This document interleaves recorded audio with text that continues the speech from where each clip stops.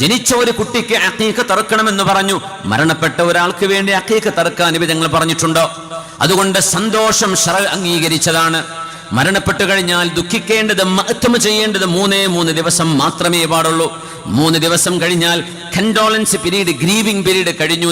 പിന്നെ സങ്കടപ്പെട്ടിരിക്കാൻ പാടില്ല, സങ്കടം വന്നേക്കും. ഔപചാരികമായ ദുഃഖാചരണം ഒരു മരണം കഴിഞ്ഞാൽ, ഒരു മനുഷ്യന്റെ മരണം കഴിഞ്ഞാൽ 3 ദിവസം മാത്രമാണ്.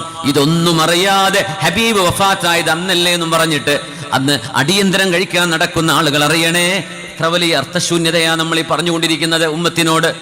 എന്നിട്ട് തങ്ങളുടെ കൂടെ നിൽക്കുന്ന ഏതെങ്കിലും ഒരു വ്യക്തിക്ക് പോലും റബീഉൽ അവ്വലിലെങ്കിലും ഹബീബിന്റെ മജ്‌ലിസിൽ വന്നിരുന്ന് ആ പുണ്യം നേടാൻ അവസരമുണ്ടാകുന്നുണ്ടോ?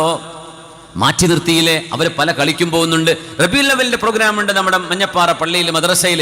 അത് പറ്റൂല. അവിടെ വേറെ പല ആഘോഷങ്ങളും നടക്കുന്നുണ്ട് നാട്ടില്.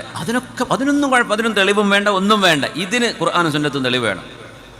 അവരെ നോക്കിയിട്ട് തെളിവ് കാണുന്നില്ല. കണ്ണ് വേണ്ടേ? കണ്ണില്ലാത്തത് കൊണ്ടാണ്.